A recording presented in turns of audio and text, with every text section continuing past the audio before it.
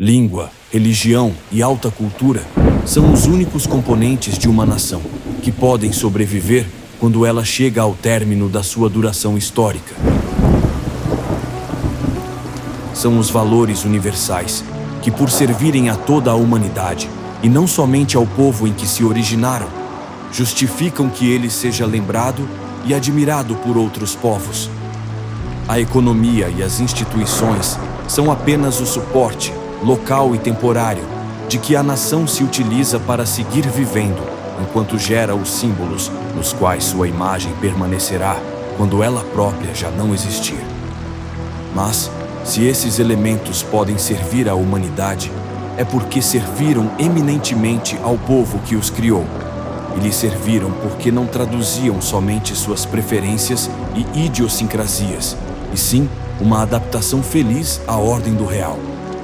A essa adaptação chamamos veracidade, um valor supralocal e transportável por excelência. As criações de um povo podem servir a outros povos porque elas trazem em si uma veracidade, uma compreensão da realidade, sobretudo da realidade humana, que vale para além de toda condição histórica e étnica determinada. Por isso, esses elementos, os mais distantes de todo o interesse econômico, são as únicas garantias do êxito no campo material e prático. Todo povo se esforça para dominar o ambiente material. Se só alguns alcançam o sucesso, a diferença, como demonstrou Thomas Sowell em Conquests and Cultures, reside principalmente no capital cultural, na capacidade intelectual acumulada que a mera luta pela vida não dá, que só se desenvolve na prática da língua, da religião e da alta cultura. Nenhum povo ascendeu ao primado econômico e político para somente depois se dedicar a interesses superiores. O inverso é que é verdadeiro.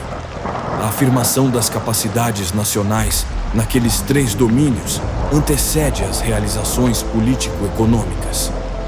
A França foi o centro cultural da Europa muito antes das pompas de Luís XIV. Os ingleses, antes de se apoderar dos sete mares, foram os supremos fornecedores de santos e eruditos para a Igreja. A Alemanha foi o foco irradiador da Reforma e, em seguida, o centro intelectual do mundo, com Kant, Hegel e Schelling, antes mesmo de constituir-se como nação. Os Estados Unidos tinham 3 séculos de religião devota e de valiosa cultura literária e filosófica antes de lançar-se à aventura industrial que os elevou ao cume da prosperidade. Os escandinavos tiveram santos, filósofos e poetas antes do carvão e do aço. O poder islâmico, então, foi de alto a baixo criatura da religião. Religião que seria inconcebível se não tivesse encontrado, como legado da tradição poética, a língua poderosa e sutil em que se registraram os versículos do Corão.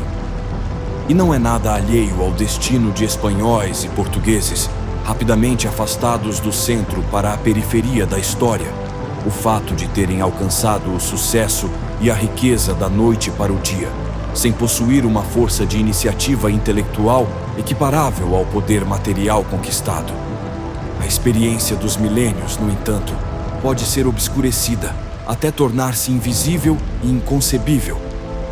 Basta que um povo de mentalidade estreita seja confirmado na sua ilusão materialista por uma filosofia mesquinha que tudo explique pelas causas econômicas.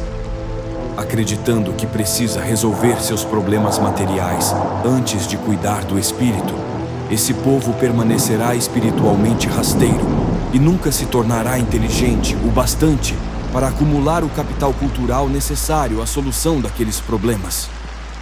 O pragmatismo grosso, a superficialidade da experiência religiosa, o desprezo pelo conhecimento, a redução das atividades do espírito ao mínimo necessário para a conquista do emprego, inclusive universitário, a subordinação da inteligência aos interesses partidários, tais são as causas estruturais e constantes do fracasso desse povo.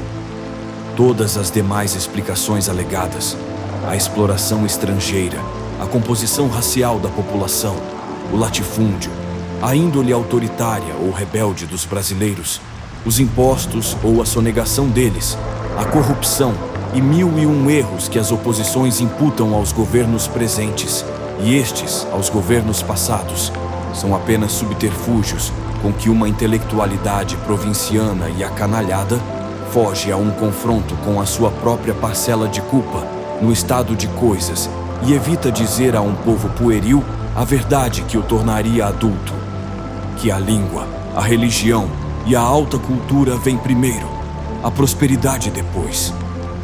As escolhas, dizia Sonde, fazem o destino.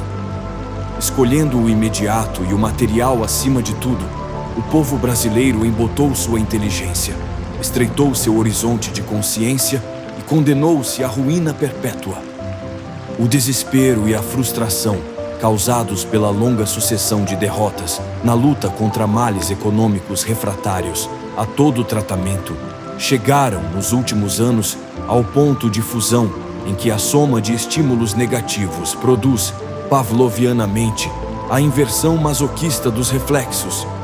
A indolência intelectual de que nos envergonhávamos foi assumida como um mérito excelso, quase religioso, tradução do amor evangélico aos pobres no quadro da luta de classes. Não podendo conquistar o sucesso, instituímos o ufanismo do fracasso.